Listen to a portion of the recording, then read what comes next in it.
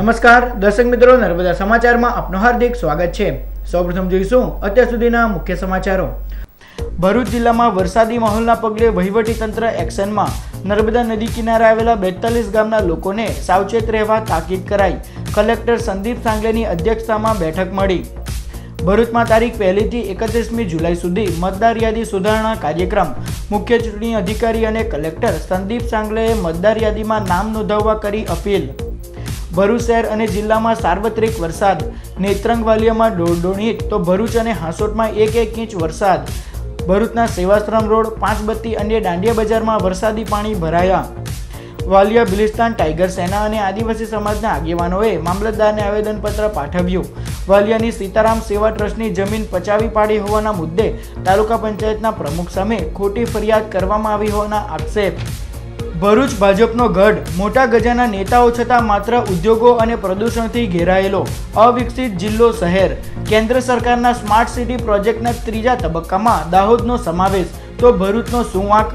ભાજપના નેતાઓની આંતરિક જૂથબંધી અને માત્ર ટિકિટની લડાઈમાં ભરૂચને ભારે નુકસાન। આગામી ચૂંટણીમાં પ્રજા હિસાબ માંગશે। હજુ સ્માર્ટ સિટી માટે 10 શહેરો નક્કી થવાના બાકી। કોણ બનશે તારણહાર?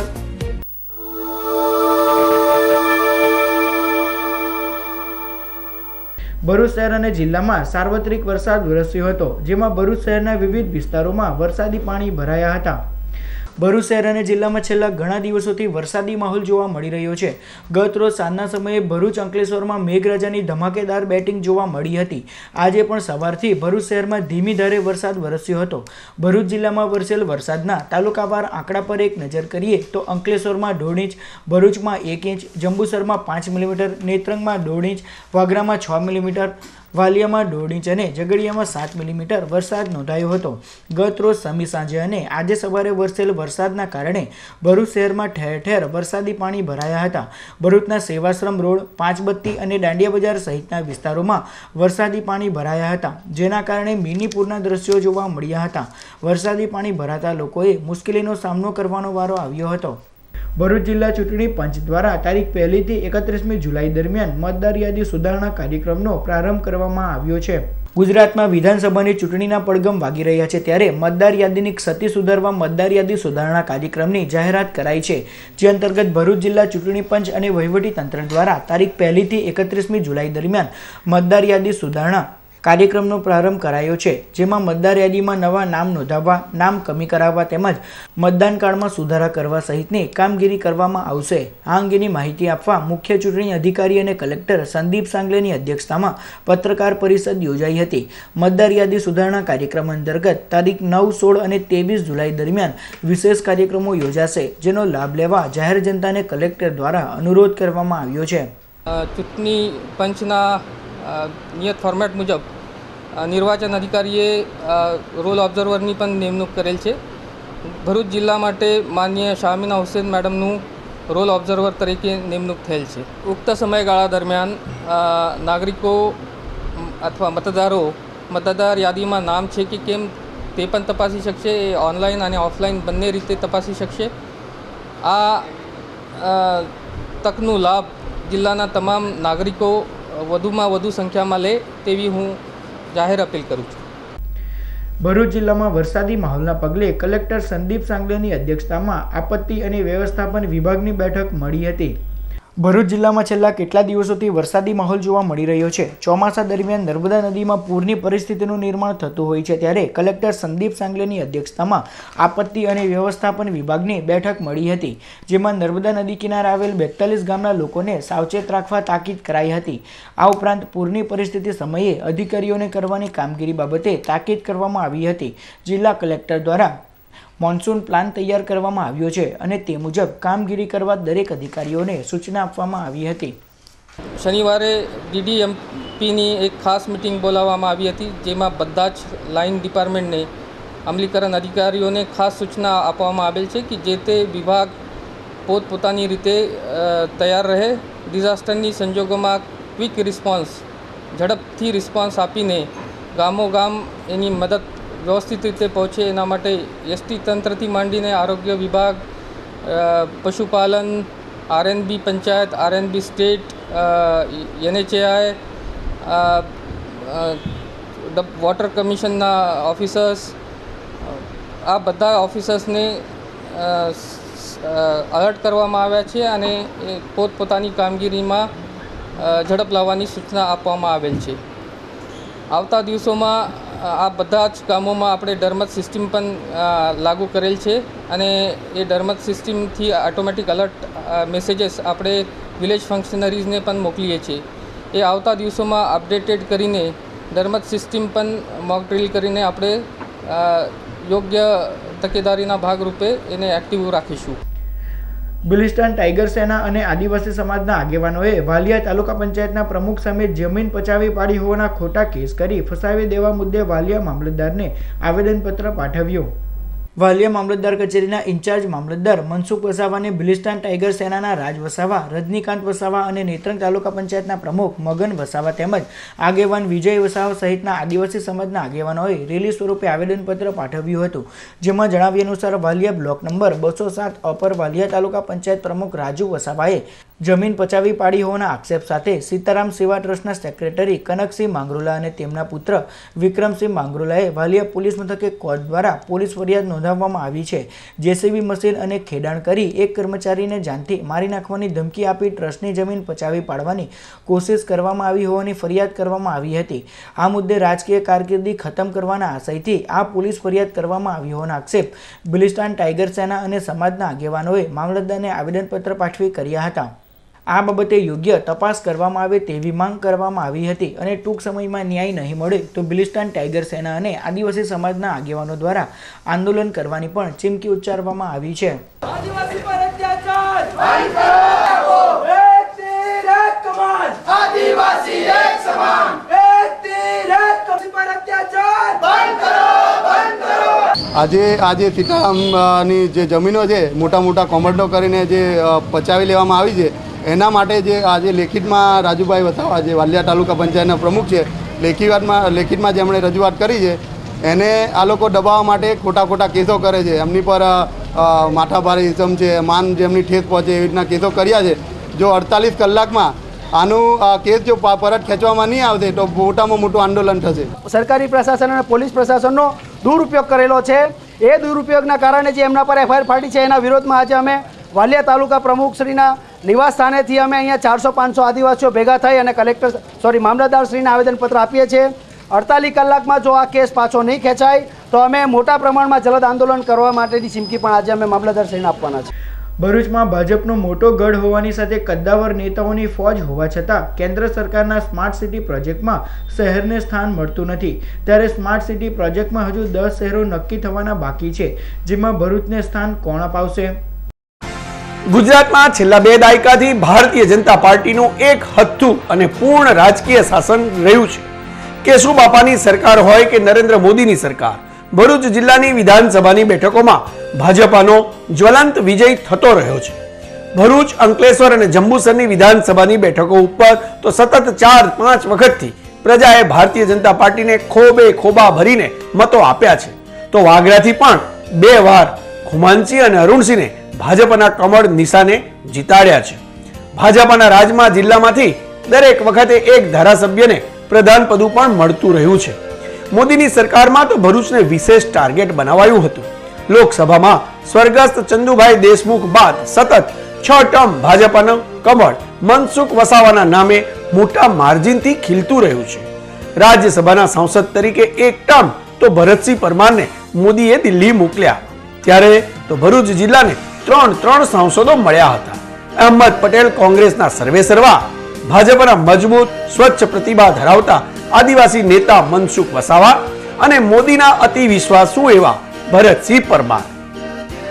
માત્ર ચૂંટાયેલા લોકપ્રતિનિધિ પદે તો ઠીક, ગુજરાત ભાજપા પ્રદેશ પ્રમુખથી પણ વિશેષ મહત્વના એવા પદ ઉપર છેલ્લી 5 ટર્મથી સમગ્ર દક્ષિણ ગુજરાતના પ્રતિનિધિની અદાથી ભારતીય જનતા પાર્ટીએ આશ્ચર્યજનક રીતે ઝઘડિયાના ભરતસિંહ પરમારને પ્રદેશ મહામંત્રી પદે પણ બેસાડ્યા છે, જેમણે 1.5-2 દાયકા સુધી સત્તાની ધરી તરીકે પક્ષ ઉપર પ્રભુત્વ અને મહત્વ મેળવ્યું છે.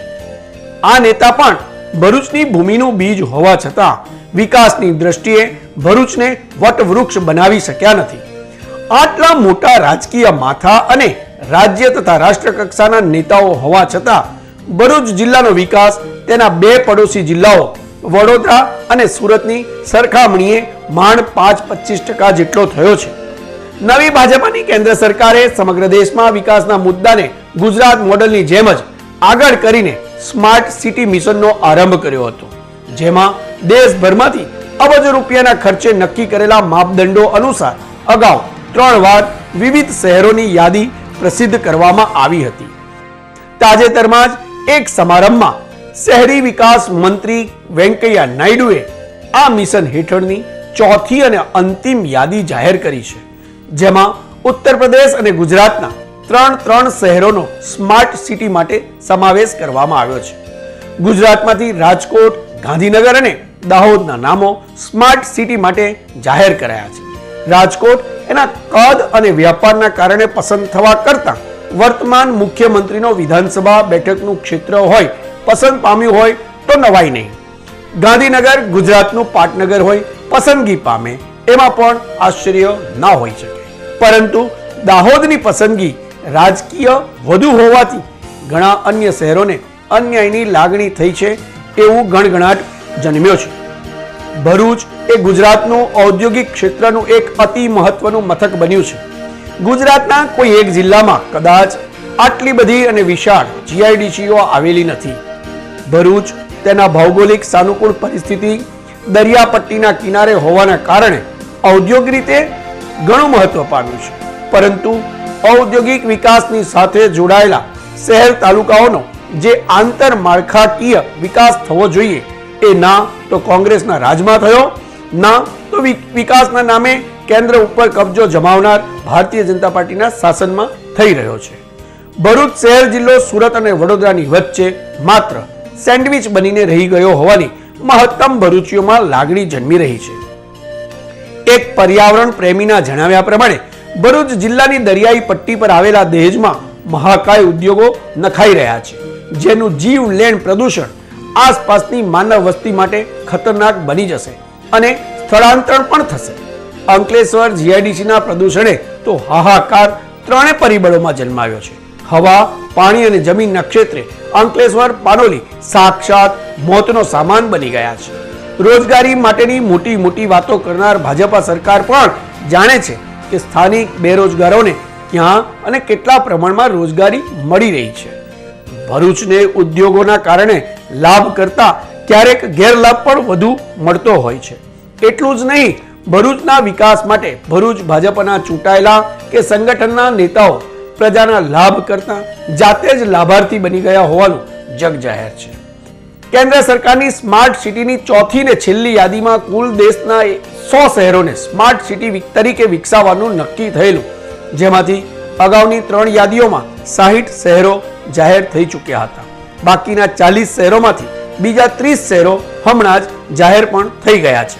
હવે માત્ર 10 શહેરો આખા દેશમાંથી જાહેર થવાના બાકી છે. ત્યારે ભરૂચ ભાજપના આંતરિક જૂથબંધીમાં ડૂબેલા વિધાનસભાની ટિકિટ માટે તડપતા 20-25 મોટા ગજાના નેતાઓ, સંગઠનના પોતાની જાતને સર્વે સર્વા કહેવડાવતા નેતાઓ, પ્રદેશ મહામંત્રી અને માજી સાંસદ શ્રી ભરતસિંહ પરમાર, લોકલાડીલા આદિવાસી નેતા અને સાંસદ માજી કેન્દ્રીય મંત્રી મનસુખભાઈ વસાવા, અંકલેશ્વરના ધારાસભ્ય અને ગુજરાતના સહકાર મંત્રી શ્રી ઈશ્વરસિંહ પટેલ, માજી મંત્રી અને જંબુસરના ધારાસભ્ય શ્રી છત્રસિંહજી મોરી, વાગરાના ધારાસભ્ય, સહકારી ક્ષેત્રનું મસ્ત મોટું નામ અને અમિત શાહના અંગત ગણાવતા શ્રી અરુણસિંહ રણા, ભરૂચના લોકલાડીલા અને યુવાન ધારાસભ્ય દુષ્યંતભાઈ પટેલ, આ બધા નેતાઓ અને અન્ય પદાધિકારીઓ, વહીવટી વડાઓ શું બાકી રહેલા 10 શહેરોના નામમાં ભરૂચનો સમાવેશ કરાવી શકશે ખરા? ભરૂચને સ્માર્ટ સિટી બનાવી શકશે? કોણ બનશે ભરૂચનો ભાગ્ય વિધાતા, સાચો અને સક્ષમ પ્રજાનો પ્રતિનિધિ? અત્રે ઉલ્લેખનીય છે કે સ્માર્ટ સિટી પ્રોજેક્ટ અંતર્ગત જે શહેર પસંદ થાય એને વર્લ્ડ ક્લાસ ટ્રાન્સપોર્ટ સિસ્ટમ અપાય છે. 24 કલાક પાણી અને વીજળીની સવલત મળી રહે છે. બહેતર સુરક્ષા અને મનોરંજનની સવલતો આપવામાં આવશે. એન્વાયર ફ્રેન્ડલી બનાવાશે. 45 મિનિટમાં જ એકથી બીજા છેડે પહોંચાય તેવી વાહન વ્યવસ્થા હશે. શું ભાજપા ભરૂચને આવું બનાવી શકશે? ક્યારે? એ પ્રજા ચાતક નજરે જ રાહ જોઈ રહી છે અને આ કદાચ છેલ્લો અવસર ભરૂચને વિકસાવી પરમ ક્ષિતિજે લઈ જવાનો છે. એ ભાજપના આ અંદર લડતા નેતાઓ સમજી શકશે ખરા?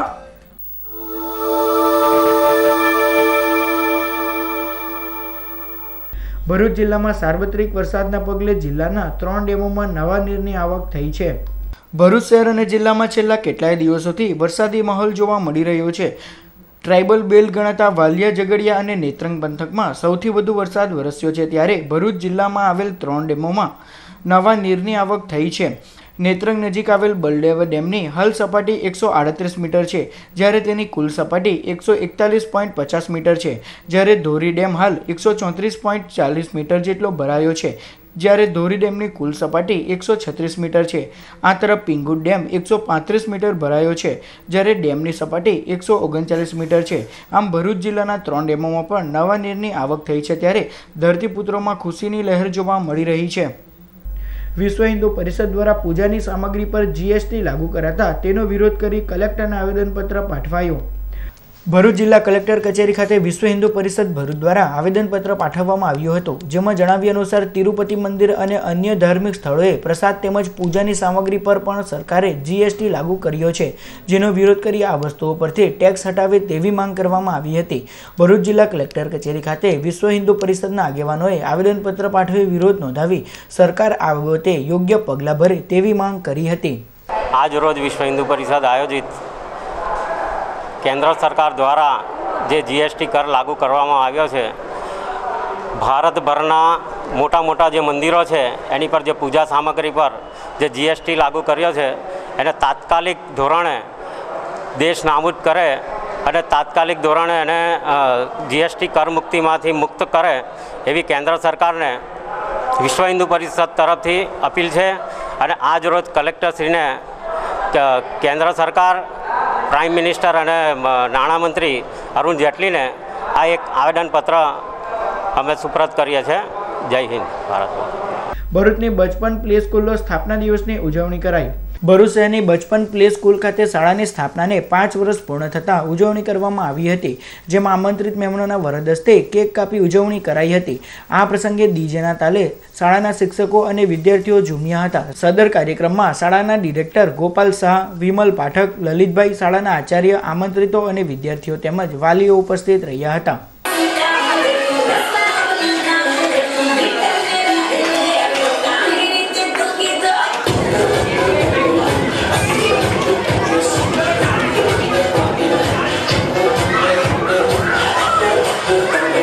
તારીખ 8મી જુલાઈના રોજ ભરૂચ જિલ્લા ન્યાયાલય ખાતે લોક અદાલત યોજાશે.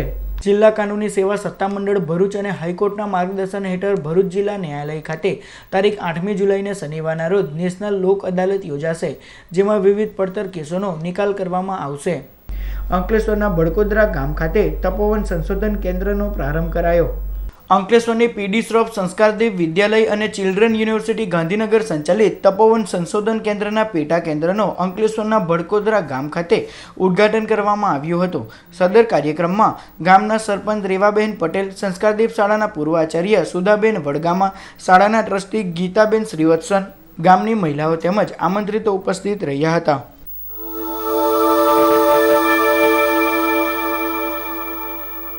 સમાચાર પૂર્ણ કરતા પહેલા મુખ્ય સમાચાર પર ફરી એક નજર. ભરૂચ જિલ્લામાં વરસાદી માહોલના પગલે વહીવટીતંત્ર એક્શનમાં. નર્મદા નદી કિનારે આવેલા 42 ગામના લોકોને સાવચેત રહેવા તાકીદ કરાઈ.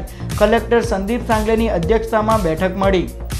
ભરૂચમાં તારીખ 1 થી 31મી જુલાઈ સુધી મતદાર યાદી સુધારણા કાર્યક્રમ. મુખ્ય ચૂંટણી અધિકારી અને કલેક્ટર સંદીપ સાંગલેએ મતદાર યાદીમાં નામ નોંધાવવા કરી અપીલ. ભરૂચ શહેર અને જિલ્લામાં સાર્વત્રિક વરસાદ. નેત્રંગ વાલિયામાં 1.5 ઇંચ તો ભરૂચ અને હાંસોટમાં 1 ઇંચ વરસાદ. ભરૂચના સેવાશ્રમ રોડ, પાંચબત્તી અને દાંડિયા બજારમાં વરસાદી પાણી ભરાયા. વાલિયા બિલિસ્તાન ટાઈગર સેના અને આદિવાસી સમાજના આગેવાનોએ મામલતદારને આવેદનપત્ર પાઠવ્યું. વાલિયાની સીતારામ સેવા ટ્રસ્ટની જમીન પચાવી પાડી હોવાના મુદ્દે તાલુકા પંચાયતના પ્રમુખ સામે ખોટી ફરિયાદ કરવામાં આવી હોવાના આક્ષેપ. ભરૂચ ભાજપનો ગઢ, મોટા ગજાના નેતાઓ છતાં માત્ર ઉદ્યોગો અને પ્રદૂષણથી ઘેરાયેલો અવિકસિત જિલ્લો શહેર. કેન્દ્ર સરકારના સ્માર્ટ સિટી પ્રોજેક્ટના ત્રીજા તબક્કામાં દાહોદનો સમાવેશ, તો ભરૂચનો શું વાંક?